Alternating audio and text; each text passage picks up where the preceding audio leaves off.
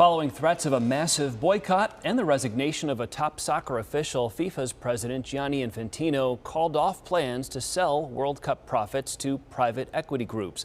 The proposal sought to create a subsidiary for the money-making parts of FIFA. It would have run tournaments like the World Cup and sold broadcasting rights and sponsorship rights, plus tickets and hospitality packages.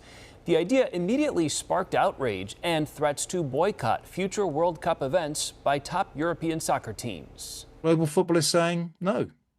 Why? Why are we letting any of these guys in? We don't appear to need the money. I fail to see how there's anyone that works for a private equity firm that knows more about running a soccer tournament than anyone at FIFA.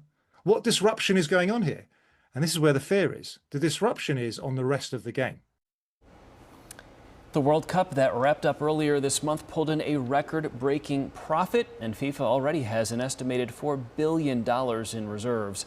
The EU's top soccer official called FIFA's plan relentless greed and commercialization of the sport.